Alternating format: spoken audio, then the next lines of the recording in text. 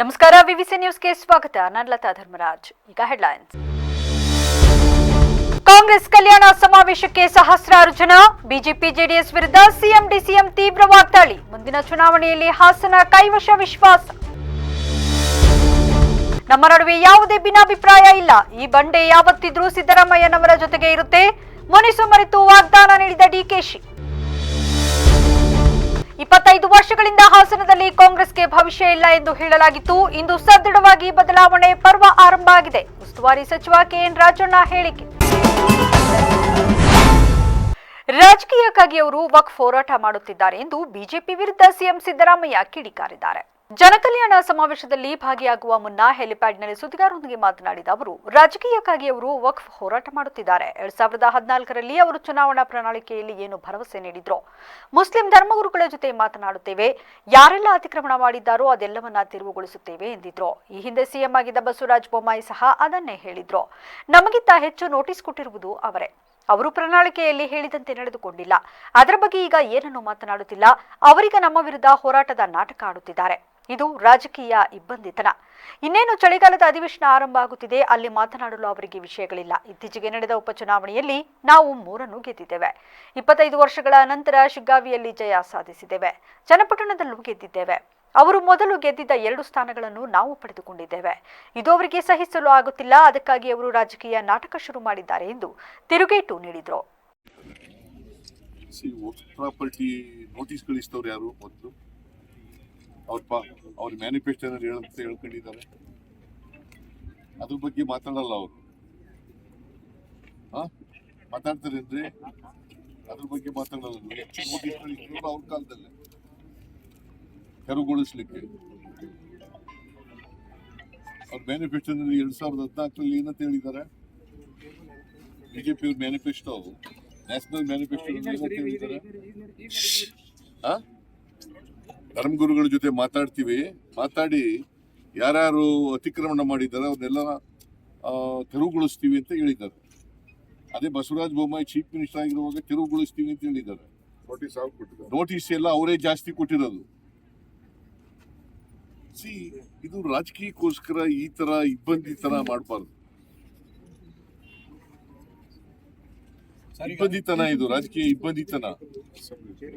Assembly ಇದೆ ಅಂತೇಳಿ ಅಸೆಂಬ್ಲಿದಲ್ಲಿ ಏನು ಇಶ್ಯೂ ಇಲ್ವಲ್ಲ ಅವ್ರಿಗೆ ಮಾತಾಡಕ್ಕೆ. ಯಾಕೆ 3 ಚುನಾವಣೆಗಳು ಗೆದ್ಬಿಟ್ಟಿದೀವಿ ಬೈ ಎಲೆಕ್ಷನ್ ಅಲ್ಲಿ. 3 ಚುನಾವಣೆಗಳಲ್ಲೂ ಗೆದ್ದಿದ್ದೀವಿ. ಅವ್ರು ಗೆದ್ದಿದ್ದ 2 ಕ್ಷೇತ್ರಗಳನ್ನು ನಾವು ತಗೊಂಡಿದ್ದೀವಿ. 25 ವರ್ಷದ ನಂತರ ಚಿಕ್ಕಾವಿನಲ್ಲಿ, ಚನ್ನಪಟ್ಟಣದಲ್ಲಿ ಗೆದ್ದಿದ್ದೀವಿ. ಸೊ ಅದಕ್ಕೆ ಈ ನಾಟಕ ಶುರು ಮಾಡಿದ್ದಾರೆ, ರಾಜಕೀಯ ನಾಟಕ ಶುರು ಮಾಡಿದ್ದಾರೆ.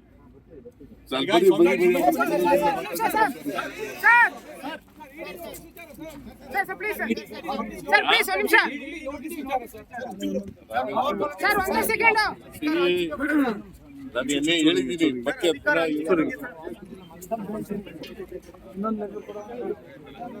ನಗರದ ಎಸ್ಎಂ ಕೃಷ್ಣ ನಗರದಲ್ಲಿಂದು ನಡೆದ ಕಾಂಗ್ರೆಸ್ ಜನಕಲ್ಯಾಣ ಸಮಾವೇಶ ನಿರೀಕ್ಷೆಗೂ ಮೀರಿ ಯಶಸ್ವಿಯಾಯಿತು. ಜಿಲ್ಲೆ ಸೇರಿದಂತೆ ನೆರೆಹೊರೆಯ ಜಿಲ್ಲೆಗಳಿಂದ ಸಹಸ್ರಾರು ಸಂಖ್ಯೆಯಲ್ಲಿ ಜನರು ಆಗಮಿಸುವ ಮೂಲಕ ಕೆಪಿಸಿಸಿ ಹಿಂದುಳಿದ ವರ್ಗಗಳ ಒಕ್ಕೂಟಗಳ ಆಶ್ರಯದಲ್ಲಿ ನಡೆದ ಸ್ವಾಭಿಮಾನಿ ಸಮಾವೇಶಕ್ಕೆ ಕೈ ಜೋಡಿಸಿದ್ರು. ಸಮಾವೇಶ ಉದ್ಘಾಟಿಸಿ ಮಾತನಾಡಿದ ಸಿಎಂ ಸಿದ್ದರಾಮಯ್ಯ, ತಮ್ಮ 40 ವರ್ಷಗಳ ರಾಜಕೀಯ ಜೀವನದಲ್ಲಿ ಹಾಸನ ಜಿಲ್ಲೆಯಲ್ಲಿ ಇಷ್ಟೊಂದು ದೊಡ್ಡ ಸಮಾವೇಶ ಆಗಿರಲಿಲ್ಲ. ಮೊದಲ ಬಾರಿಯಾಗಿದೆ. ಡಾಕ್ಟರ್ ರಾಜ್ಕುಮಾರ್ ಅಭಿಮಾನಿಗಳೇ ದೇವರು ಅಂದ್ರು. ತಮಗೆ ಮತದಾರ ಬಂಧುಗಳೇ ದೇವರು. ಎಲ್ಲ ವರ್ಗಗಳ ಜನರ ಆಶೀರ್ವಾದದಿಂದ ಇತ್ತೀಚೆಗೆ 3 ಉಪಚುನಾವಣೆ ಗೆಲ್ಲಲು ಕಾರಣವಾಯಿತು. ರಾಜ್ಯ ದೇಶದಲ್ಲಿ ಕಾಂಗ್ರೆಸ್ನಿಂದ ಮಾತ್ರ ಸುಭದ್ರ ಸರ್ಕಾರ ಎಂದ ಸಿದ್ದರಾಮಯ್ಯ, ಕರ್ನಾಟಕದಲ್ಲಿ ಜೆಡಿಎಸ್ ಬಿಜೆಪಿ ಎಂದು ಸ್ವಂತ ಶಕ್ತಿಯಿಂದ ಅಧಿಕಾರಕ್ಕೆ ಬಂದಿಲ್ಲ. ಕುಮಾರಸ್ವಾಮಿ ಒಮ್ಮೆ ಬಿಜೆಪಿ, ಮತ್ತೊಮ್ಮೆ ನಮ್ಮ ಬೆಂಬಲದಿಂದ ಸಿಎಂ ಆದ್ರು. ಬಿಜೆಪಿ ಆಪರೇಷನ್ ಕಮಲದ ಮೂಲಕ ಹಿಂಬಾಗಿಲಿನಿಂದ ಅಧಿಕಾರ ಹಿಡಿದಿದೆ. ಆ 2 ಪಕ್ಷಗಳು ಸುಭದ್ರ ಸರ್ಕಾರ ಕೊಟ್ಟಿದ್ದಾರಾ ಎಂದು ಪ್ರಶ್ನಿಸಿದ ಸಿಎಂ, ಎಲ್ಲ ಕಾಲದಲ್ಲೂ ನಾವೇ ಸುಭದ್ರ ಸರ್ಕಾರ ಕೊಟ್ಟಿದ್ದೇವೆ. ಹಾಗಾಗಿ ಮುಂದಿನ ದಿನಗಳಲ್ಲಿ ಅವರನ್ನು ಬೆಂಬಲಿಸಬೇಕಾ ಯೋಚಿಸಿ. 2013, 2018ರಲ್ಲಿ ನಾವು ಅಧಿಕಾರ ನಡೆಸಿದಾಗ 165ರಲ್ಲಿ 158 ಭರವಸೆ ಈಡೇರಿಸಿದವು. ಆದರೆ ಅವರು 10% ಈಡೇರಿಸಲಿಲ್ಲ. ಕೊಟ್ಟ ಮಾತಿನಂತೆ ನಡೆದಿರುವುದು ನಾವು, ಅವರಲ್ಲ. ಬಿಪಿಎಲ್ ಕಾರ್ಡ್ ಬಗ್ಗೆ ಭಾರಿ ಮಾತನಾಡುತ್ತಿದ್ದಾರೆ. 5 ಕೆಜಿ ಉಚಿತ ಅಕ್ಕಿ ಕೊಟ್ಟಿದ್ದು 7 ಕೆಜಿಗೆ ಏರಿಸಿದ್ದು ನಾವು. ಬಡವರ ಹೊಟ್ಟೆ ಮೇಲೆ ಹೊಡೆದಿರುವುದು ಅವರು ಎಂದು ಕಿಡಿಕಾರಿದ್ರು. ಇಡೀ ದೇಶದಲ್ಲೇ ತಲಾವಾರು 10 ಕೆಜಿ ಅಕ್ಕಿ ಕೊಡುತ್ತಿದ್ದೇವೆ. ಬಿಜೆಪಿಯವರು ದೇಶದ ಒಂದೇ ಒಂದು ರಾಜ್ಯದಲ್ಲಿ ಕೊಡುತ್ತಿದ್ದರೆ ನಾನು ರಾಜಕೀಯ ನಿವೃತ್ತಿ ಪಡೆಯುವೆ ಎಂದು ಸವಾಲು ಹಾಕಿದ್ರು. ಅವರಿಗೆ ಬಡವರ ಬಗ್ಗೆ ಮಾತನಾಡಲು ನೈತಿಕ ಹಕ್ಕಿಲ್ಲ. 5 ಗ್ಯಾರಂಟಿಯಿಂದ ರಾಜ್ಯ ದಿವಾಳಿ ಆಗಲಿದೆ ಎಂದು ಪ್ರಧಾನಿ ಹೇಳಿದರು. ಆದರೀಗ ಅವುಗಳ ಯಶಸ್ಸಿನಿಂದ ಉರಿದು ಹೋಗಿರುವ ಬಿಜೆಪಿ ಜೆಡಿಎಸ್ ಹೇಗಾದರೂ ಮಾಡಿ ನಿಲ್ಲಿಸಬೇಕು ಎಂದು ತೆರಿಗೆ ನಬಾರ್ಡ್ ಅನುದಾನ ಕಡಿತದ ಮೂಲಕ ಅನ್ಯಾಯ ಮಾಡುತ್ತಿದ್ದಾರೆ ಎಂದು ವಾಗ್ದಾಳಿ ನಡೆಸಿದರು. ಈ ದೇಶ ಬಿಟ್ಬಿಡ್ತಿದೆ. ನಾನು ದೇವೇಗೌಡ್ರೆ, ದೇಶ ಬಿಡಬೇಡಿ, ಇಲ್ಲೇ ಇರಿ. ದೇಶ ಬಿಡಬೇಡಿ, ಇಲ್ಲೇ ಇರಿ. ದೇಶ ಬಿಡಕ್ ಹೋಗ್ಬೇಡಿ. ಏನ್ ನನಗಿಂತ ಒಂದು 15 ವರ್ಷ ದೊಡ್ಡವರು ಪಾಪ ದೇವೇಗೌಡರು, ನನಗಿಂತ 15 ವರ್ಷ ದೊಡ್ಡವರು. ಅವ್ರ ವಯಸ್ಸಿನ ತಕ್ಕ ಮಾತಾಡ್ಬೇಕಲ್ಲ. ಚನ್ನಪಟ್ಟಣದಲ್ಲಿ ಏನ್ ಮಾತಾಡಿದ್ರು? ಸಿದ್ದರಾಮಯ್ಯನ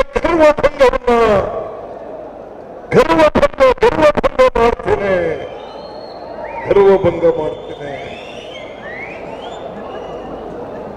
ನೀವೆಲ್ಲ ಬಿಡ್ತೀರೋ ನನ್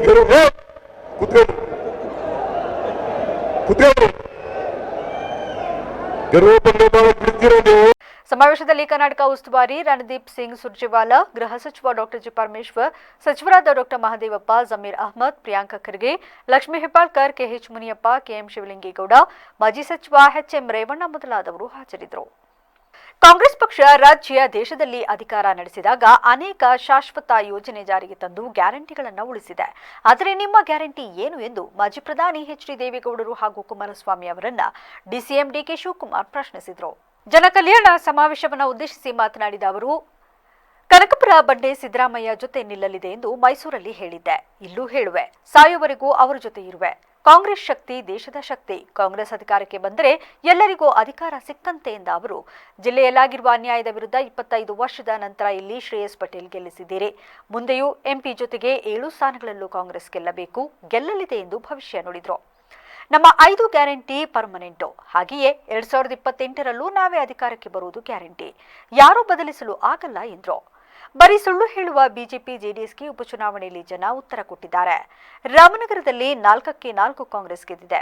ಮಂಡ್ಯದಲ್ಲಿ 6, ಮೈಸೂರು, ಚಾಮರಾಜನಗರ, ಚಿಕ್ಕಮಗಳೂರು, ಕೊಡಗಿನಲ್ಲೂ ಗೆದ್ದಿದ್ದೇವೆ. ಮುಂದೆ ಹಾಸನದಲ್ಲೂ ಗೆಲ್ಲುತ್ತೇವೆ. ಅದಕ್ಕೆ ಸಹಕಾರ ಕೊಡಿ. ಕೇಂದ್ರದಲ್ಲಿ ನಮ್ಮ ಸರ್ಕಾರ ಅನೇಕ ಗ್ಯಾರಂಟಿ ತಂದಿದೆ. ರಾಜ್ಯದಲ್ಲಿ ಅನ್ನಭಾಗ್ಯ ಯೋಜನೆ ಯಾರೂ ಸಾಧ್ಯವಿಲ್ಲ. ಜೊತೆಗೆ 5 ಗ್ಯಾರಂಟಿ ತಂದಿದ್ದೇವೆ. ನಿಮ್ಮ ಕೊಡುಗೆ ಏನು ಎಂದು ಕುಮಾರಸ್ವಾಮಿ ದೇವೇಗೌಡರನ್ನ ಪ್ರಶ್ನಿಸಿದ ಅವರು, ಚುನಾವಣೆ ವೇಳೆ ಕಣ್ಣೀರು ಹಾಕುತ್ತೀರಿ, ಆದರೆ ನಿಮ್ಮ ಸಾಕ್ಷಿ ಗುಡ್ಡೆ ಏನು ರಾಜ್ಯದಲ್ಲಿ ಎಂಬುದಕ್ಕೆ ಉತ್ತರ ಕೊಡಿ. ಹಾಗೆಯೇ ಅಶೋಕ್ ವಿಜೇಂದ್ರ ತಂತ್ರ ಕುತಂತ್ರ ನಡೆಯಲಿಲ್ಲ. ಕಾಂಗ್ರೆಸ್ಗೆ ಜನ ಇತ್ತೀಚೆಗೆ 3 ಕಡೆ ಉತ್ತರ ಕೊಟ್ಟಿದೆ. ಮುಂದೆಯೂ ರಾಜ್ಯದ ಜನ ನಿಮ್ಮನ್ನ ಒಪ್ಪಲು ಸಾಧ್ಯವಿಲ್ಲ. ದೇವೇಗೌಡರೇ 6 ತಿಂಗಳಲ್ಲಿ ಕಾಂಗ್ರೆಸ್ ಸರ್ಕಾರ ಕಿತ್ತು ಹಾಕುವೆ ಅಂದ್ರಿ. ಇದೇನು ಹಾಸನದಲ್ಲಿ ಬೆಳೆದಿರುವ ಆಲೂಗೆಡ್ಡೆನ ಅಥವಾ ಕಡಲೆಕಾಯಿ ಗಿಡನ ಎಂದು ಲೇವಡಿ ಮಾಡಿದ್ರು. 138 ಶಾಸಕರ ಜನ ಬೆಂಬಲದ ಸರ್ಕಾರ ಕಿತ್ತು ಹಾಕುವುದು ನಿಮ್ಮ ಹಣೆಯಲ್ಲಿ ಬರೆದಿಲ್ಲ ಎಂದು ತಿರುಗೇಟು ನೀಡಿದ್ರು. ಈ ಬಂಡೆ ಡಿಕೆ ಶಿವಕುಮಾರ್ ಸಿದ್ದರಾಮಯ್ಯ ಜೊತೆ ಇರ್ತದೆ ಅಂತ ಹೇಳಿದ್ದೇನೆ. ಈಗ ನಾಳೆ ಡಿಕೆ ಶಿವಕುಮಾರ್ ಬಂದಿರುತ್ತೇನೆ. ಇದು ಕನಕಪುರ ಬಂಡೆಯ ಇತಿಹಾಸ. ಎಲ್ಲಿ ಕೆಲಸ ಮಾಡ್ತೀನೋ ಅಲ್ಲಿ ಪ್ರಾಮಾಣಿಕತೆಯಿಂದ ನಾವು ಕೆಲಸವನ್ನು ಮಾಡಿಕೊಂಡು ಇರುವಂತದ್ದು ನನ್ನ ಕರ್ತವ್ಯ, ನನ್ನ ಧರ್ಮ. ಬಂಧುಗಳೇ, ಮೊದಲು ಆಸ್ಥಾನದ ದೇವಿಗೆ, ಆ ತಾಯಿಗೆ, ಆ ತಾಯಿಯ ಪಾದಗಳಿಗೆ ನನ್ನ ಸಾಷ್ಟಾಂಗ ನಮಸ್ಕಾರಗಳನ್ನು ಅರ್ಪಿಸಲಿಕ್ಕೆ ನಾನು ಬಯಸ್ತಾ ಇದ್ದೇನೆ. ನಾನು ಯಾವಾಗಲೂ ಮಾತು ಹೇಳ್ತಾ ಇರ್ತೀನಿ, ಕಾಂಗ್ರೆಸ್ ಶಕ್ತಿ ದೇಶದ ಶಕ್ತಿ. ಕಾಂಗ್ರೆಸ್ ಇತಿಹಾಸ ದೇಶದ ಇತಿಹಾಸ. ಕರ್ನಾಟಕದ ಉಸ್ತುವಾರಿ ಸುರ್ಜೇವಾಲಾ ಅವರು ನಿಜವಾದ ಚಾಣಕ್ಯ. ಅವರ ಮಾರ್ಗದರ್ಶನದಿಂದ ರಾಜ್ಯದಲ್ಲಿ ಕಾಂಗ್ರೆಸ್ ಅಧಿಕಾರಕ್ಕೆ ಬಂದಿದೆ ಎಂದು ಸಮಾವೇಶದಲ್ಲಿ ಪ್ರಾಸ್ತಾವಿಕವಾಗಿ ಮಾತನಾಡಿದ ಉಸ್ತುವಾರಿ ಸಚಿವ ಕೆಎನ್ ರಾಜಣ್ಣ ಹೇಳಿದರು. ನಗರದ ಎಸ್ಎಂ ಕೃಷ್ಣ ನಗರದಲ್ಲಿಂದು ನಡೆದ ಕಾಂಗ್ರೆಸ್ ಜನಕಲ್ಯಾಣ ಸಮಾವೇಶವನ್ನು ಉದ್ದೇಶಿಸಿ ಮಾತನಾಡಿದ ಅವರು ಎಲ್ಲಾ ಸಚಿವರು ಶಾಸಕರು ವಿವಿಧ ಸಂಘಟನೆಗಳ ಮುಖಂಡರ ಸಹಕಾರದಿಂದ ಜನಕಲ್ಯಾಣ ಉತ್ಸವ ಯಶಸ್ವಿಯಾಗಿದೆ. ಸಮಾವೇಶ ಅದ್ದೂರಿಯಾಗಿ ನಡೆಯಲು ಕಾರಣೀಭೂತರಾದ ಜಿಲ್ಲಾಡಳಿತ ಸಂಘಟಕರು ಸೇರಿ ಎಲ್ಲರಿಗೂ ಧನ್ಯವಾದ. 25 ವರ್ಷಗಳಿಂದ ಹಾಸನದಲ್ಲಿ ಕಾಂಗ್ರೆಸ್ಗೆ ಭವಿಷ್ಯ ಇಲ್ಲ ಎಂದು ಹೇಳಲಾಗಿತ್ತು. ಇಂದು ಸದೃಢವಾಗಿದೆ ಎಂಬುದಕ್ಕೆ ಶ್ರೇಯಸ್ ಪಟೇಲ್ ಅವರ ಗೆಲುವು ಸಾಕ್ಷಿ. ಹಾಸನದಲ್ಲಿ ಬದಲಾವಣೆ ಪರ್ವ ಆರಂಭ ಆಗಿದೆ. ಹಾಸನ ಎಂದರೆ ಒಬ್ಬರ ಜಹಗೀರ್ ಕೈವಶ ಎಂಬ ಭಾವನೆ ಈಗ ಇಲ್ಲವಾಗಿದೆ. ಅದನ್ನ ಮುಖಂಡರು ಮತದಾರರು ಹುಸಿಗೊಳಿಸಿದ್ದಾರೆ. ಸಮಾವೇಶ ಯಾರ ವಿರುದ್ಧ ಅಲ್ಲ, ಪಕ್ಷದ ಪರವಾದ ಸಮಾವೇಶ, ತಳ ಸಮುದಾಯಗಳ ಜಾಗೃತಿ ಸಮಾವೇಶ. ಧ್ವನಿ ಇಲ್ಲದ ಅಸಹಾಯಕ ಜನ ಕಾಂಗ್ರೆಸ್ ಜೊತೆ ಇದ್ದಾರೆ ಎಂಬುದನ್ನು ಈ ಸಮಾವೇಶ ಸಾಬೀತು ಮಾಡಿದೆ. ಮುಂದಿನ ಜಿಲ್ಲಾ ತಾಲೂಕು ಪಂಚಾಯಿತಿ ಚುನಾವಣೆಯಲ್ಲಿ ಹಾಸನ ಸೇರಿ ರಾಜ್ಯಾದ್ಯಂತ ಕಾಂಗ್ರೆಸ್ ಗೆಲ್ಲಬೇಕು. ಜಿಲ್ಲಾ ಪಂಚಾಯಿತಿ ನಮ್ಮ ಕೈವಶ ಆಗಬೇಕು. ಅದಕ್ಕಾಗಿ ಎಲ್ಲರೂ ಶ್ರಮಿಸಬೇಕು ಎಂದರು. ಸಂತೋಷವನ್ನ ನಾವೆಲ್ಲ ಏನು ಅನುಭವಿಸ್ತಾ ಇದ್ದೇವೆ ಅದಕ್ಕೆ ಹೆಚ್ಚು ಕಾರಣೀಭೂತರಾಗಿ ನಮ್ಮನ್ನೆಲ್ಲರಿಗೂ ಕೂಡ ಮಾರ್ಗದರ್ಶನ ಮಾಡಿದಂತಹ ಸುರ್ಜೇವಾಲಾರವರು ಕೂಡ ಆಗಮಿಸಿದ್ದಾರೆ. ಅವರಿಗೂ ಕೂಡ ಈ ಕಾರ್ಯಕ್ರಮವನ್ನು ಉದ್ಘಾಟಿಸಿ ನಮ್ಮ ಉದ್ದೇಶ ಮಾತನಾಡಿದ್ದಾರೆ. ಹಾಗೆ ಹಿರಿಯ ಸಚಿವರುಗಳಾಗಿರ್ತಕ್ಕಂಥ ಸನ್ಮಾನ್ಯ ಮಾದೇವಪ್ಪನವರು, ಸನ್ಮಾನ್ಯ ಎಚ್.ಕೆ. ಪಾಟೀಲ್ರು, ಡಾಕ್ಟರ್ ಜಿ. ಪರಮೇಶ್ವರ್ ಅವರು, ಈಗಾಗಲೇ ನಮ್ಮನ್ನು ಉದ್ದೇಶಿಸಿ ಮಾತನಾಡಿರ್ತಕ್ಕಂಥ ಪ್ರಿಯಾಂಕಾ ಖರ್ಗೆರವರು, ಸನ್ಮಾನ್ಯ ಸತೀಶ್ ಜಾರಕಿಹೊಳಿರವರು ಹಾಗೂ ಲಕ್ಷ್ಮೀ ಹೆಬ್ಬಾಳ್ಕರ್ ಅವರು, ವೆಂಕಟೇಶ್ವರವರು, ಜಾರ್ಜ್ರವರು, ನಮ್ಮ ತಂಗಡಿಯವರು, ಹಿರಿಯರಾದಂಥ ಮುನಿಯಪ್ಪನವರು, ನಮ್ಮೆಲ್ಲರಿಗೂ ಕೂಡ ಪ್ರತಿಯೊಂದು ಸಂದರ್ಭದಲ್ಲೂ ಕೂಡ ಜೊತೆಯಲ್ಲಿ ಸಹಾಯ ಮಾಡ್ತಕ್ಕಂಥವರಂತಲ್ಲ, ಎಲ್ಲ ಕಾರ್ಯಕ್ರಮಗಳಿಗೂ ಕೂಡ ಮುಂಚೂಣಿಯೊಂದಿಗೆ ಮಾರ್ಗದರ್ಶನ ಮಾಡ್ತಕ್ಕಂಥ ಜಮೀರ್ ಅಹಮದ್ ರವರು ಮತ್ತು ನಮ್ಮ ಪಕ್ಕದ ಸನ್ಮಾನ್ಯ ಚಲುವರಾಯಸ್ವಾಮಿ ಅವರು ಈ ಕಾರ್ಯಕ್ರಮಕ್ಕೆ ಅವರು ಕೂಡ ಹೆಚ್ಚಿನ ಆಸಕ್ತಿಯನ್ನು ವಹಿಸಿ ಯಶಸ್ಸಿಗೆ ಶ್ರಮಿಸಿದ್ದಾರೆ. ನಸೀರ್ ಅಹಮದ್ ರವರು ಮತ್ತೆ ಬೈರತಿ ಸುರೇಶ್ ಅವರು, ನಾನು ಅವರ ಬಗ್ಗೆ ಹೆಚ್ಚು ಪರಿಚಯ ಹೇಳಲಿಕ್ಕೆ ಹೋಗೋದಿಲ್ಲ. ಹಾಗೆ ನಮ್ಮ ಯತೀಂದ್ರರವರು ನಗರದಲ್ಲಿ ನಡೆಯುತ್ತಿರುವ ಜನಕಲ್ಯಾಣ ಸಮಾವೇಶಕ್ಕೆ ಆಗಮಿಸುತ್ತಿದ್ದ ಆಹಾರ ಮತ್ತು ನಾಗರಿಕ ಸರಬರಾಜು ಸಚಿವ ಕೆಎಚ್ ಮುನಿಯಪ್ಪ ಅವರ ಕಾರು ಅಪಘಾತವಾಗಿದೆ. ಬೆಂಗಳೂರು ಮಂಗಳೂರು ರಾಷ್ಟ್ರೀಯ ಹೆದ್ದಾರಿ 75ರ ಶಾಂತಿಗ್ರಾಮ ಬಳಿ ಈ ಘಟನೆ ನಡೆದಿದೆ. ಬೆಂಗಳೂರಿನಿಂದ ಬರುತ್ತಿದ್ದಾಗ ಶಾಂತಿಗ್ರಾಮದ ಶುಲ್ಕ ವಸೂಲಿ ಕೇಂದ್ರದ ಹತ್ತಿರ ಸಚಿವರು ಬರುತ್ತಿದ್ದ ಕಾರು ನಿಧಾನ ಆದಾಗ ಹಿಂಬದಿಯಿಂದ ವೇಗವಾಗಿ ಬಂದ ಇನೋವಾ ಕಾರು ಡಿಕ್ಕಿ ಹೊಡೆದಿದೆ. ಅದೃಷ್ಟವಶಾತ್ ಯಾವುದೇ ಪ್ರಾಣಾಪಾಯ ಆಗಿಲ್ಲ. ಆದರೆ ಸಚಿವರ ಕಾರಿಗೆ ಗುದ್ದಿದ ಇನೋವಾ ಕಾರಿನ ಮುಂಭಾಗ ಭಾಗಶಃ ಜಖಂಗೊಂಡಿದೆ. ಸಚಿವರ ಕಾರಿಗೂ ಸಣ್ಣ ಪ್ರಮಾಣದಲ್ಲಿ ಹಾನಿಯಾಗಿದೆ. ನಂತರ ಸಚಿವರು ಬದಲಿ ಕಾರಿನಲ್ಲಿ ಸಮಾವೇಶಕ್ಕೆ ತೆರಳಿದ್ರು. ಬೇಲೂರು ತಾಲೂಕಿನ ಮಲೆನಾಡು ಭಾಗದ ಬಿಕ್ಕೋಡು ಅರೆಹಳ್ಳಿ ಹೋಬಳಿ ವ್ಯಾಪ್ತಿಯ ಹಳ್ಳಿಗಳಲ್ಲಿ ಕಾಡಾನೆಗಳಿಂದ ಉಂಟಾಗುತ್ತಿರುವ ಬೆಳೆ ನಷ್ಟ ತೊಂದರೆ ಖಂಡಿಸಿ ರೈತರು, ಕಾಫಿ ಬೆಳೆಗಾರರು ಹಾಗೂ ಕಾರ್ಮಿಕರು ಕಳೆದ 3-4 ತಿಂಗಳಿಂದ ನಿರಂತರವಾಗಿ ರಾಜ್ಯ ಸರ್ಕಾರ ಹಾಗೂ ಅರಣ್ಯ ಇಲಾಖೆ ವಿರುದ್ಧ ನಡೆಸಿದ ಬೃಹತ್ ಪ್ರತಿಭಟನೆ ಒತ್ತಡಕ್ಕೆ ಮಣಿದ ಸರ್ಕಾರ ಕಡೆಗೂ ಕಾಡಾನೆಗಳನ್ನು ಸೆರೆ ಹಿಡಿಯುವ ಕಾರ್ಯಾಚರಣೆಗೆ ಮುಂದಾಗಿದೆ. ಶುಕ್ರವಾರದಿಂದ ದಸರಾ ಆನೆ ಕರ್ನಾಟಕದ ಭೀಮಾ ನೇತೃತ್ವದಲ್ಲಿ ಕಾಡಾನೆಗಳನ್ನು ಸೆರೆ ಹಿಡಿಯಲು ಮಂಗಳವಾರ ರಾತ್ರಿ ಕರ್ನಾಟಕ ಭೀಮಾ, ಏಕಲವ್ಯ, ಶ್ರೀರಾಮ, ಲಕ್ಷ್ಮಣ, ಕಂಜನ್ ಹಾಗೂ ಈಶ್ವರ್ ಆನೆಗಳು ಬಿಕ್ಕೋಡು ಸಮೀಪದ ವಾಟೆಹಳ್ಳಿ ಸಸ್ಯಕ್ಷೇತ್ರಕ್ಕೆ ಆನೆಗಳು ಬಂದಿಳಿದಿವೆ. ದಸರಾ ಆನೆಗಳ ಆಗಮನದಿಂದ ಕಳೆದ 1 ವರ್ಷದಿಂದ ರೈತರು ತಮ್ಮ ಬೆಳೆಗಳ ಮೇಲೆ ದಾಳಿ ಮಾಡುತ್ತಿರುವ ಪುಂಡಾನೆಗಳನ್ನು ಹಿಡಿದು ಶಾಶ್ವತವಾಗಿ ಪರಿಹಾರ ಕಲ್ಪಿಸುವಂತೆ ನಡೆಸಿದ ಹೋರಾಟಕ್ಕೆ ತುಸು ಜೀವ ಬಂದಂತಾಗಿದೆ. ಈಗಾಗಲೇ ಮಲೆನಾಡು ಭಾಗದ ಬಿಕ್ಕೋಡು ಹೋಬಳಿಯ ಜಗಬೂರನಹಳ್ಳಿ ನೀಲಗಿರಿ ಫಾರೆಸ್ಟ್ನಲ್ಲಿ ಬೀಡು ಬಿಟ್ಟಿರುವ 25ಕ್ಕೂ ಹೆಚ್ಚು ಕಾಡಾನೆಗಳ ಹಿಂಡು ಬಿಕ್ಕೋಡು ಕಾಫಿ ಎಸ್ಟೇಟ್, ಹುಸ್ಕೂರು, ಮತವರ ಸೇರಿದಂತೆ ಇತರೆ ಗ್ರಾಮಗಳ ಜೋಳದ ಹೊಲಗದ್ದೆ, ಅಡಿಕೆ ಹಾಗೂ ಕಾಫಿ ತೋಟಗಳಿಗೆ ಲಗ್ಗೆಯಿಟ್ಟು ಸಾಲಸೂಲ ಮಾಡಿ ಬೆಳೆದ ಫಸಲು ಕೈಸಿರುವ ಮುನ್ನವೇ ತುಳಿದು ನಾಶಪಡಿಸುತ್ತಿರುವುದು ರೈತರ ಆಕ್ರೋಶಕ್ಕೆ ಕಾರಣವಾಗಿತ್ತು. ಒಂದು ಕಡೆ ಅಕಾಲಿಕ ಮಳೆಯಿಂದ ತತ್ತರಿಸಿರುವ ರೈತರು ಕಾಡಾನೆಗಳ ಹಿಂಡು ರಾತ್ರಿ ಹಗಲು ಎನ್ನದೇ ತೋಟಕ್ಕೆ ನುಗ್ಗುತ್ತಿರುವ ಕಾರಣ ಕಾಫಿ ಕೊಯ್ಲು ಮಾಡಲು ಕಾರ್ಮಿಕರು ಸಿಗದೆ ಕಾಫಿ ಬೆಳೆಗಾರರು ಕಂಗಾಲಾಗಿದ್ದಾರೆ. ಇನ್ನೊಂದೆಡೆ ಜೋಳ, ಶುಂಠಿ ಬೆಳೆಗಳ ಕಟಾವು ಪ್ರಾರಂಭವಾಗಿದ್ದು ಕಾಡಾನೆಗಳ ಸಂಚಾರಕ್ಕೆ ಹೆದರಿ ಕಾರ್ಮಿಕರು ಕೂಲಿ ಕೆಲಸಕ್ಕೆ ಬಾರದ ಸ್ಥಿತಿ ನಿರ್ಮಾಣವಾಗಿದೆ. ಬೇಲೂರು ತಾಲೂಕಿನಾದ್ಯಂತ ಸುಮಾರು 40ಕ್ಕೂ ಹೆಚ್ಚು ಕಾಡಾನೆಗಳು ಬೀಡು ಬಿಟ್ಟಿದ್ದು ಎಲ್ಲಾ ಪುಂಡಾನೆಗಳನ್ನು ಆದಷ್ಟು ಬೇಗ ಸೆರೆ ಹಿಡಿದು ರೈತರಿಗೆ, ಬೆಳೆಗಾರರಿಗೆ ಹಾಗೂ ಕಾರ್ಮಿಕರಿಗೆ ಆಗುತ್ತಿರುವ ತೊಂದರೆಯನ್ನ ಶಾಶ್ವತವಾಗಿ ಪರಿಹಾರ ಕಲ್ಪಿಸುವಂತೆ ರೈತರು ಒತ್ತಾಯಿಸಿದರು. ಗಜಪಡೆಗಳ ಹಿಂಡನ್ನು ಕಂಡ ಗ್ರಾಮಸ್ಥರು ಕಿರುಚಿ ಕೂಗಾಡಿ ವಿಡಿಯೋ ಚಿತ್ರೀಕರಣ ಮಾಡುವ ಮೂಲಕ ಭಯ ಹುಟ್ಟಿಸುವ ದೃಶ್ಯ ಕಂಡುಬಂದಿತು.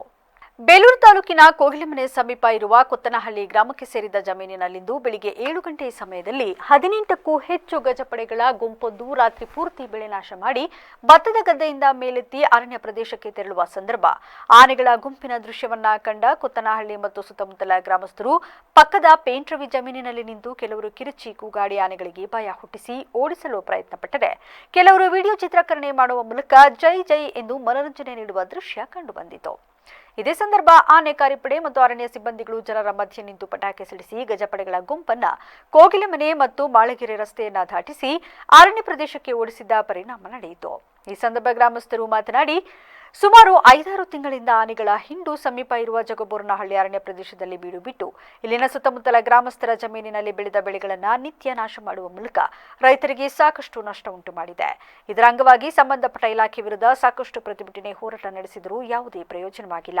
ಸರ್ಕಾರದ ಜನಪ್ರತಿನಿಧಿಗಳು ಇತ್ತ ಗಮನ ಹರಿಸದೆ ಆಡಳಿತ ಪಕ್ಷ ಮತ್ತು ವಿರೋಧ ಪಕ್ಷದವರು ಅವರವರ ಕುರ್ಚಿ ಹಂಚಿಕೆಗೆ ಕಿತ್ತಾಡುತ್ತಾ ತಮ್ಮ ಬೊಕ್ಕಸ ತುಂಬಿಸಿಕೊಳ್ಳಲು ಮುಂದಾಗುತ್ತಿದ್ದಾರೆ. ಆದರೆ ಇಲ್ಲಿನ ರೈತರ ಬದುಕು ನಿತ್ಯ ಹಾಳಾಗುತ್ತಿದೆ. ರಾಜ್ಯದ 225 ಶಾಸಕರು ಒಂದೊಂದು ಆನೆಯನ್ನ ದತ್ತು ಪಡೆದು ಸಾಕಲಿ, ಆಗಲಾದರೂ ಆನೆಗಳ ಕಾಟ ಕಡಿಮೆಯಾಗಬಹುದು ಎಂದು ಲೇವಡಿ ಮಾಡಿದರು. ವಿಶ್ವ ಹಿಂದೂ ಪರಿಷತ್ ಬಜರಂಗದಳ ವತಿಯಿಂದ ದತ್ತಮಾಲಾ ಅಭಿಯಾನ ಮತ್ತು ದತ್ತ ಜಯಂತಿ ಸಂಕೀರ್ತನಾ ಯಾತ್ರೆ ಡಿಸೆಂಬರ್ 12ರಂದು ಸಕಲೇಶಪುರದಲ್ಲಿ ನಡೆಯಲಿದೆ ಎಂದು ಬಜರಂಗ ಜಿಲ್ಲಾ ಸಹ ಕಾರ್ಯದರ್ಶಿ ಹರೀಶ್ ಕರಡಿಗಾಲ ಹೇಳಿದರು. ಬುಧವಾರ ಪಟ್ಟಣದ ಪತ್ರಿಕಾ ಕಚೇರಿಯಲ್ಲಿ ಸುದ್ದಿಗೋಷ್ಠಿಯಲ್ಲಿ ಮಾತನಾಡಿದ ಅವರು, ಕರ್ನಾಟಕದ ಅಯೋಧ್ಯೆ ಎಂದೇ ಬಿಂಬಿತವಾಗಿರುವ ಚಿಕ್ಕಮಗಳೂರಿನ ದತ್ತಪೀಠದಲ್ಲಿ ಶತಮಾನಗಳಿಂದ ಪೂಜೆ ನಡೆಯುತ್ತಿರಲಿಲ್ಲ. ವಿಶ್ವ ಹಿಂದೂ ಪರಿಷತ್ ಬಜರಂಗದಳದ ನಿರಂತರ ಹೋರಾಟ ಸಂಘರ್ಷದಿಂದ ಹಿಂದೂ ಅರ್ಚಕರ ನೇಮಕವಾಗಿದ್ದು, ದತ್ತಪೀಠದ ಗುಹೆಯಲ್ಲಿ ದತ್ತ ಪಾದುಕೆಗೆ ತ್ರಿಕಾಲ ಪೂಜೆ ಮತ್ತು ಪ್ರತಿ ಹುಣ್ಣಿಮೆಯಂದು ರುದ್ರಾಭಿಷೇಕ ನಡೆಯುತ್ತಿದ್ದು, ಈ ಪಾದುಕೆಯ ಪೂಜೆಯಿಂದ ಇಡೀ ದತ್ತಪೀಠದ ಪರಿಸರದಲ್ಲಿ ವಿಶೇಷವಾದ ಶಕ್ತಿ ಆವಾಹನೆಯಾಗಿದೆ. ಹಾಗಾಗಿ ಸಕಲೇಶಪುರ ತಾಲೂಕಿನ ಸಮಸ್ತ ಹಿಂದೂಗಳು ಡಿಸೆಂಬರ್ 12ರ ಗುರುವಾರ ಸಂಜೆ 5:30ಕ್ಕೆ ಪಟ್ಟಣದ ಸಕಲೇಶ್ವರ ಸ್ವಾಮಿ ದೇವಸ್ಥಾನದಿಂದ ಬಿಎಂ ರಸ್ತೆ ಮಾರ್ಗವಾಗಿ ಗುರುವೇಗೌಡ ಕಲ್ಯಾಣ ಮಂಟಪದ ಆವರಣದವರೆಗೆ ಬೃಹತ್ ದತ್ತ ಸಂಕೀರ್ತನಾ ಯಾತ್ರೆ ಮತ್ತು ಸಭಾ ಕಾರ್ಯಕ್ರಮದಲ್ಲಿ ಪಾಲ್ಗೊಳ್ಳಬೇಕು ಎಂದು ಮನವಿ ಮಾಡಿದರು. ದತ್ತಮಾಲಾ ಅಭಿಯಾನ ಹಾಗೂ ದತ್ತ ಜಯಂತಿ ಮಹೋತ್ಸವ 2024 ಬೃಹತ್ ದತ್ತ ಸಂಕೀರ್ತನಾ ಯಾತ್ರೆ ಮತ್ತು ಸಭಾ ಕಾರ್ಯಕ್ರಮವನ್ನು ದಿನಾಂಕ 12/12/2024 ಗುರುವಾರ ಸಂಜೆ 5:30 ಗಂಟೆಗೆ ಸಕಲೇಶ್ವರ ಸ್ವಾಮಿ ದೇವಸ್ಥಾನದಿಂದ ಮೆರವಣಿಗೆ ಮುಖಾಂತರ ಬಿಎಂ ರಸ್ತೆ ಮಾರ್ಗವಾಗಿ ಗುರುವೇಗೌಡ ಕಲ್ಯಾಣ ಮಂಟಪದ ಆವರಣದವರೆಗೆ ನಮ್ಮದು ಕಾರ್ಯಕ್ರಮ ಇರುತ್ತೆ. ಅಲ್ಲಿ ಸಂಜೆ 7 ಗಂಟೆಯಿಂದ ಸಭಾ ಕಾರ್ಯಕ್ರಮ ಇರುತ್ತೆ. ಸಭಾ ಕಾರ್ಯಕ್ರಮದ ದಿವ್ಯ ಸಾನ್ನಿಧ್ಯವನ್ನು ಶ್ರೀ ಷಡಭಾವ ರಹಿತೇಶ್ವರ ಶಿವಾಚಾರ್ಯ ಸ್ವಾಮೀಜಿಗಳಾದಂಥ ಹೆಗ್ಗಡಿಹಳ್ಳಿ ಮಠ ಹೆಂಗಡಿಹಳ್ಳಿ ಇವರು ದಿವ್ಯ ಸಾನ್ನಿಧ್ಯ ವಹಿಸ್ತಾರೆ. ಹಾಗೂ ಕಾರ್ಯಕ್ರಮದ ಗೌರವಾಧ್ಯಕ್ಷರಾಗಿ BM ಕೃಷ್ಣ ಪ್ರಸಾದ್ ಅವರು, ಬಾಲಿಕರು ಮಂಜುನಾಥ ರೈಸ್ ಬಿರಟಳ್ಳಿ ಇವರು ಕಾರ್ಯಕ್ರಮದ ಗೌರವಾಧ್ಯಕ್ಷ. ಪತ್ರಿಕಾಗೋಷ್ಠಿಯಲ್ಲಿ ತಾಲೂಕು ಬಿಎಚ್ಪಿ ಅಧ್ಯಕ್ಷರಾದ ಬಾಲಕೃಷ್ಣ ಬಿಡಹಳ್ಳಿ, ಕಾರ್ಯದರ್ಶಿಯಾಗಿ ಲೋಹಿತ್ ಎಡ್ವಾರಹಳ್ಳಿ, ಸಹ ಕಾರ್ಯದರ್ಶಿ ರವಿ ಹಾರ್ಲೆಕುಡಿಗೆ, ತಾಲೂಕು ಸಂಯೋಜಕರಾಗಿ ಶ್ರೀಜಿತ್ ಹೆಬ್ಬಸಾಲೆ, ಧರ್ಮ ಫ್ಲರಾಕ್, ಪ್ರಮುಖ್ ದಿಲೀಪ್ ಸೇರಿದಂತೆ ಇತರರು ಉಪಸ್ಥಿತರಿದ್ದರು. ಕದಾಳು ಗ್ರಾಮ ಪಂಚಾಯಿತಿ ಅಧ್ಯಕ್ಷ ಸ್ಥಾನಕ್ಕೆ ಬುಧವಾರ ನಡೆದ ಚುನಾವಣೆಯಲ್ಲಿ ನೂತನ ಅಧ್ಯಕ್ಷರಾಗಿ ತಿಮ್ಮೇಗೌಡ ಅವಿರೋಧವಾಗಿ ಆಯ್ಕೆಯಾದರು. ಹಿಂದಿನ ಅಧ್ಯಕ್ಷ ಕಾಂತರಾಜು ರಾಜೀನಾಮೆಯಿಂದ ತೆರವಾಗಿದ್ದ ಸ್ಥಾನಕ್ಕೆ ನಡೆದ ಚುನಾವಣೆಗೆ ತಿಮ್ಮೇಗೌಡ ಅವರು ಮಾತ್ರ ನಾಮಪತ್ರ ಸಲ್ಲಿಸಿದರು. ಯಾರು ನಾಮಪತ್ರ ಸಲ್ಲಿಸದಿರುವುದರಿಂದ ಮುಖ್ಯ ಕಾರ್ಯನಿರ್ವಹಣಾಧಿಕಾರಿ ಶ್ರೀನಿವಾಸ್ ಚುನಾವಣೆ ಪ್ರಕ್ರಿಯೆ ಪೂರ್ಣಗೊಳಿಸಿ ಅವಿರೋಧ ಆಯ್ಕೆ ಪ್ರಕಟಿಸಿದರು. ಈ ಸಂದರ್ಭದಲ್ಲಿ ನೂತನ ಅಧ್ಯಕ್ಷ ತಿಮ್ಮೇಗೌಡ ಮಾತನಾಡಿ, ಅವಿರೋಧ ಆಯ್ಕೆಗೆ ಸಹಕರಿಸಿದ ಎಲ್ಲಾ ಸದಸ್ಯರಿಗೆ ಅಭಿನಂದನೆ ಸಲ್ಲಿಸಿ ಗ್ರಾಮ ಪಂಚಾಯಿತಿ ವ್ಯಾಪ್ತಿಗೆ ಬರುವ ಎಲ್ಲಾ ಸಮಸ್ಯೆಗಳ ಪರಿಹಾರಕ್ಕೆ ಪ್ರಾಮಾಣಿಕವಾಗಿ ಶ್ರಮಿಸುತ್ತೇನೆ. ಹಾಗೆಯೇ ಗ್ರಾಮಗಳಲ್ಲಿ ಆಗಬೇಕಾಗಿರುವ ಕೆಲಸ ಕಾರ್ಯಗಳಿಗೆ ಹೆಚ್ಚು ಒತ್ತು ನೀಡುತ್ತೇವೆ ಮತ್ತು ಯಾರೊಬ್ಬರ ಹತ್ತಿರ ಹಣ ಪಡೆಯದೆ ಮನೆಯಾಗಲಿ ಅಥವಾ ಬೇರೆ ಕೆಲಸಗಳಾಗಲಿ ನಿಷ್ಠೆ ಮತ್ತು ಪ್ರಾಮಾಣಿಕೆಯಿಂದ ಕೆಲಸ ನಿರ್ವಹಿಸುತ್ತೇನೆ ಎಂದರು. 13 ಜನ ಮೆಂಬರ್ ಕೂಡ ನಾವು ಒಬ್ಬರು ಕೂಡ ಒಂದೇ ಒಂದು ದಿವಸ ಹೋಗಿ ಯಾವ್ದಾರ ಹೋಟ್ಲಲ್ಲಿ ಆಗಲಿ ಮಾಡ್ತಾರೆ, ಒಂದು ಕಾಫಿ ಸಮೇತ ಕೊಡಲಿಲ್ಲ. ಆದರೂ ನಮ್ಮ ಶಾಂತಣ್ಣ ಜೊತೆಲಿ ಹೋಗಿ ನಾವಾರು ಹೋಗಿ ಒಂದು ದಿವಸ ಊಟ ಮಾಡಿದ್ದೀವಿ, ಇಲ್ಲ ಅಂತ ಹೇಳ್ತಿಲ್ಲ. ಆದರೆ ಇವತ್ತು ನನಗೆ 13 ಜನ ಮೆಂಬರ್ ಕೂಡ ಒಂದೇ ಒಂದು ದಿವಸ ಯಾವುದೇ ಒಂದು ಥರದ ಅಡ್ಡದಾರಿ ಹಿಡಿದಲೇ ನನಗೆಲ್ಲ ಕೂಡ ಸಪೋರ್ಟ್ ಮಾಡಿದ್ದಾರೆ. ಅವರಿಗೆ ಸದಾಕಾಲ ನಾನು ಚಳುವಳಿಯಾಗಿರ್ತೀನಿ. ಅದೇ ರೀತಿ ರಾಜಕಾರಣನ ಬಂದಿದ್ದು ನಾನು ನಮ್ಮ ರಾಜಬೋರ್ಡ್ರಿಂದ. ನಂಗೆ ಆ ರಾಜಕಾರಣ ಅಂತ ಏನೋ ಗೊತ್ತಿಲ್ಲ. ಅವ್ರು ಯಾವಾಗಲೂ ಜೊತೆ ಇರೋರು ಪಾಪ. ಹಿಂಗೆಲ್ಲ ನನ್ನ ಸುಮ್ಮನೆ ಇದ್ಕೊಬೇಡ, ಮುಂದೆ ನುಗ್ಗಬೇಕು, ಯಾವನ ಹಿಂದೆ ಕರ್ಕೊಬರಕ್ಕಲ್ಲ ನಿನ್ನ ಅಂತ ಅಂದರು. ಅದ್ರ ಜೊತೆ ವಿಶ್ವಣ್ಣ, ನೀನು ಹಂಗೆ ಇರುತ್ತೆ, ನಾನಂತ ಗುಡಿಕೆ ಬರೋಕ್ಕಲ್ಲ, ನೀನಾಗೆ ಬರಬೇಕು, ಕಿತ್ಕೋಬೇಕು ನನ್ನ ಅಂತ ಅಂದರು. ಹಾಗಾಗಿ ಜೊತೆಗೆ ನಮ್ಮ ಮಂಜೆ ಕೊಟ್ಟಿದ್ದಾರೆ. ಅವರೆಲ್ಲ ಸಹಕಾರದಿಂದ ನಾನು ಈ ಒಂದಕ್ಕೆ ನೀವೆಲ್ಲರ ಸಹಕಾರ ಕೊಟ್ಟು ನಾನು ಬೆಳೆಸಿದ್ದೀರಿ. ನಾನು ಕೂಡ ಯಾವುದೇ ಕಾರಣಕ್ಕೂ ಯಾವುದೇ ದುರುಪಯೋಗ ಆಗದಂಗೆ ಈ ಪಂಚಾಯತಿನ ಅಭಿವೃದ್ಧಿ ಮಾಡ್ಬೇಕಂತ ನನ್ನ ಮನಸ್ಸಿಗೆ ಭಾರಿ ಆಸೆ ಇಟ್ಟಿದ್ದೀನಿ. ಪ್ರಾಮಾಣಿಕವಾಗಿ ಕೆಲಸ ಮಾಡ್ತೀನಿ. ಯಾವುದೇ ಜನತೆ ಮನೆಯಾಗ 100 ರೂಪಾಯಿ ತಗೊಂಡು ಇಲ್ಲಿವರೆಗೆ ಬೇಕಾದ್ರೆ ಯಾರು ಬೇಕಾದ್ರು ಕೇಳಿ, ನಾನು ಯಾವುದೇ ಕೆಲಸ ಕಾಂಟ್ರಾಕ್ಟ್ ಮಾಡಿ ನಾನೇ ಸಂಪಾದನೆ ಅಂತ ಹೇಳ್ತಾರೆ. ನಾನು ಚುನಾವಣೆಯಲ್ಲಿ 13 ಜನ ಸದಸ್ಯರು ಮತ್ತು ಮುಖಂಡರುಗಳೆಲ್ಲ ಸೇರಿ ಕಾಂತರಾಜ್ ಅವರನ್ನು ಯುನಾನಿಮಸ್ ಆಗಿ ಅಧ್ಯಕ್ಷರನ್ನ ಮಾಡಿದ್ದಾರೆ. ಅಧ್ಯಕ್ಷರು ಮಾಡೋಂಥ ಈ ಒಂದು ಸಂದರ್ಭದಲ್ಲಿ ಮಾಜಿ MLA ಅವರು ಇದ್ದಾರೆ, ಜಗಣ್ಣ ಮತ್ತು ರಾಜಪ್ಪವರು, ಅನೇಕ ಮುಖಂಡರುಗಳು, ಶಾಂತನ ಕೂಡ ಎಲ್ಲರೂ ಇದ್ದಾರೆ. ಎಲ್ಲ ಮುಖಂಡರುಗಳು ಎಲ್ಲ ಪಾರ್ಟಿಯವರು ಇದ್ದೀವಿ, ನಾವು 3 ಪಾರ್ಟಿಯವರು ಇದ್ದೀವಿ. ಕಾರಣ ಇಷ್ಟೇ, ಕಾಂತರಾಜ್ ಅವರು ಎಲ್ಲರನ್ನು ವಿಶ್ವಾಸಕ್ಕೆ ತಗೊಂಡು ಅಭಿವೃದ್ಧಿ ಕೆಲಸವನ್ನು ಮಾಡುವಂಥ ಸಂದರ್ಭ ಬಂದಾಗ ಯಾವುದು ಭಿನ್ನಾಭಿಪ್ರಾಯ ಬರ್ದಂಗೆ ಕೆಲಸ ಮಾಡಲಿ ಅಂತೇಳಿ ನಾವು ಮನವಿ ಮಾಡ್ತಾ, ಮತ್ತು ಈ ತಾಲೂಕಿಗೆ ಅಭಿವೃದ್ಧಿ ಕೆಲಸಗಳು ಅನೇಕ ಆಗಿದ್ದಾವೆ. ನಮ್ಮ MLAಗಳು ಆದಂಥ ಸಂದರ್ಭದಲ್ಲಿ ಈಶ್ವರಪ್ಪ ಇರ್ಬೋದು, ಕುಮಾರಸ್ವಾಮಿ ಇರ್ಬೋದು, ರೇವಣ್ಣವ್ರ ಕಡೆಯಿಂದ ಅನೇಕ ಕೆಲಸಗಳು ಆಗಿದ್ದಾವೆ. ದೇವೇಗೌಡರಿಂದ MP ಗ್ರಾಂಟ್ ಕೂಡ ತಂದಿದ್ದೀವಿ, ಕುಮಾರಣ್ಣಂದಲೂ ಆಗಿದ್ದಾವೆ. ಮಾಜಿ ಶಾಸಕ HM ವಿಶ್ವನಾಥ್ ಮಾತನಾಡಿ, ಈ ಪಂಚಾಯಿತಿ ವ್ಯಾಪ್ತಿಯಲ್ಲಿ ನೂತನವಾಗಿ ಅಧ್ಯಕ್ಷರು ಹಾಗೂ ಉಪಾಧ್ಯಕ್ಷರಿಗೆ ಸದಸ್ಯರಿಗೆ ನಾನು ಹೇಳುವ ಕಿವಿಮಾತು ಏನೆಂದರೆ, ಗ್ರಾಮಸ್ಥರ ಎಲ್ಲರನ್ನೂ ವಿಶ್ವಾಸಕ್ಕೆ ಪಡೆದು ಜನರ ಕಷ್ಟ ನಷ್ಟಗಳಿಗೆ ಸ್ಪಂದಿಸಿ ಅವರಿಗೆ ನೇರವಾಗಿ ನಿಂತು ಪರಸ್ಪರ ಸಹಕಾರ ಮನೋಭಾವದಿಂದ ಕೆಲಸ ಮಾಡಿದರೆ ಸಾಕಷ್ಟು ಅಭಿವೃದ್ಧಿ ಸಾಧಿಸಿ ಮಾದರಿ ಗ್ರಾಮ ಪಂಚಾಯಿತಿಯನ್ನಾಗಿ ರೂಪಿಸಬಹುದು ಎಂದು ಸಲಹೆ ನೀಡಿದರು. ಸಕಲೇಶಪುರ ವಿಧಾನಸಭಾ ಕ್ಷೇತ್ರದ ಸುಮಾರು 30ಕ್ಕೂ ಹೆಚ್ಚು ಗ್ರಾಮ ಪಂಚಾಯತಿಗಳಿದೆ. ಯಾವುದೇ ಗ್ರಾಮ ಪಂಚಾಯತಿಯಲ್ಲಿ ಇಷ್ಟು ಸಂತೋಷದಿಂದ ಒಂದು ಕಾರ್ಯಕ್ರಮನ ಆಯ್ಕೆ ಮಾಡುವಂಥ ಪ್ರಕ್ರಿಯೆ ನಡೆದಿಲ್ಲ. ಇವತ್ತು ಕದಾಳ್ನ ಪಂಚಾಯತಿ ಒಂದು ಮಾದರಿಯಾಗಿದೆ. ನಾನು ವಿಶೇಷವಾಗಿ ಎಲ್ಲ ಗ್ರಾಮ ಪಂಚಾಯತಿಯರಿಗೆ ಮನವಿ ಮಾಡೋದು ಕದಾಳ್ನ ಮಾದರಿಯಾಗಿ. ಹಾಗೆಯೇ ಶಾಂತಪ್ಪನವರು ಕಾಂತರಾಜ್ ಅವರನ್ನ ಅಧ್ಯಕ್ಷರು ಮಾಡೋದಕ್ಕೆ ಅವ್ರು ದಾರಿ ಬಿಟ್ಟಿದ್ದಾರೆ. ರಾಜೀನಾಮೆ ಕೊಡಿಸೋದೇ ಒಂದು ದೊಡ್ಡ ಕಷ್ಟ. ಒಪ್ಪಂದ ಮಾಡ್ಕೊಂಡಿರ್ತೀವಿ, ರಾಜೀನಾಮೆ ಕೊಡಲ್ಲ, ಬಟ್ ಅದು ಬಿಟ್ಕೊಟ್ಟಿದ್ದಾರೆ. ನಾನು ಈ ಸಂದರ್ಭದಲ್ಲಿ ಹೇಳ್ತೀನಿ, ಭಾರಿ ತುಂಬ ಯೋಜನೆಗಳು ಇದೆ. ಗ್ರಾಮ ಪಂಚಾಯತಿಯವರು ವಿಶೇಷ ಚೇತನರಿಗೆ ನಿಂದಿಸುವುದನ್ನು ಬಿಟ್ಟು ಅವರನ್ನು ಗೌರವದಿಂದ ಕಾಣಬೇಕು ಎಂದು ಹಿರಿಯ ಸಿವಿಲ್ ನ್ಯಾಯಾಧೀಶರಾದ ಮಹೇಂದ್ರ ತಿಳಿಸಿದರು. ಮಳವಳ್ಳಿ ಪಟ್ಟಣದ BCM ಹಾಸ್ಟೆಲ್ನಲ್ಲಿ ತಾಲೂಕು ಕಾನೂನು ಸೇವೆಗಳ ಸಮಿತಿ, ವಕೀಲರ ಸಂಘ, BCM ಮೆಟ್ರಿಕ್ ನಂತರ ಬಾಲಕರ ವಿದ್ಯಾರ್ಥಿ ನಿಲಯ ವತಿಯಿಂದ ನಡೆದ ವಿಶ್ವ ಏಡ್ಸ್ ಮತ್ತು ವಿಶ್ವ ಚೇತನ ದಿನಾಚರಣೆಯನ್ನು ಉದ್ಘಾಟಿಸಿ ಮಾತನಾಡಿದ ಅವರು, ದೇಶದಲ್ಲಿ ಏಡ್ಸ್ ಪ್ರಕರಣ ಸಂಖ್ಯೆ ಗಣನೀಯವಾಗಿ ಕಡಿಮೆಯಾಗುತ್ತಿದ್ದು ಇದಕ್ಕೆ ಕಾರಣ ನಮ್ಮ ಜನರಲ್ಲಿ ಅರಿವು ಮೂಡಿರುವುದು ಎಂದರು.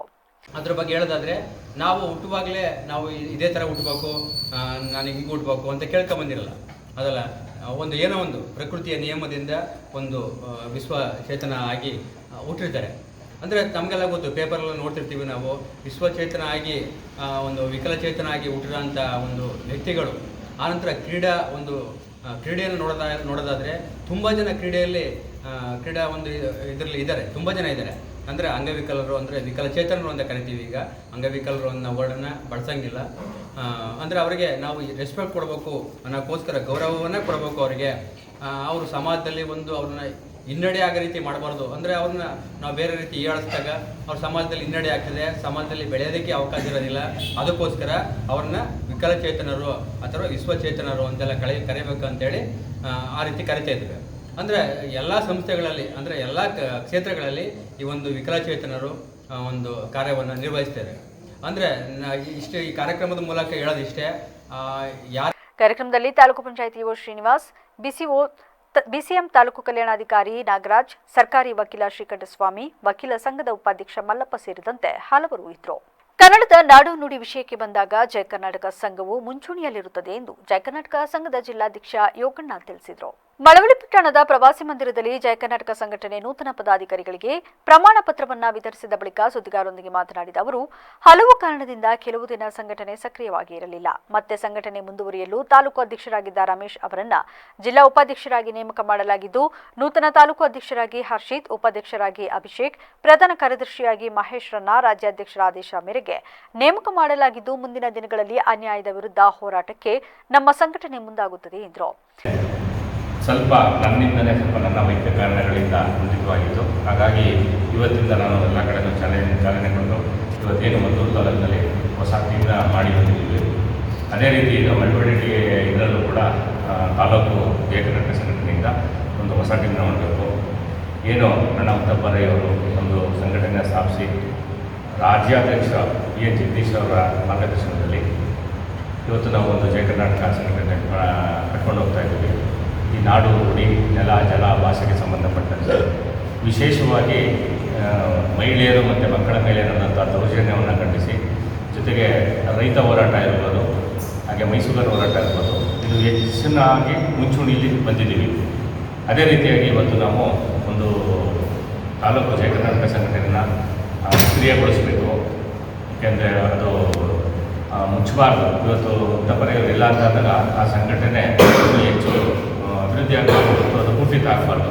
ಆ ಭಾವನೆಯಿಂದ ಇವತ್ತು ಈ ಏನು ಮಳವಳ್ಳಿ ತಾಲೂಕು ಜಯ ಕರ್ನಾಟಕ ಸಂಘಟನೆಯ ಅಧ್ಯಕ್ಷರಾಗಿ ಏನು ಶ್ರೀಯುತ ಶ್ರೀ ಹರ್ಷಿತ್ ಅವರನ್ನು ಆಯ್ಕೆ ಮಾಡ್ತಾ ಇದ್ದೀವಿ.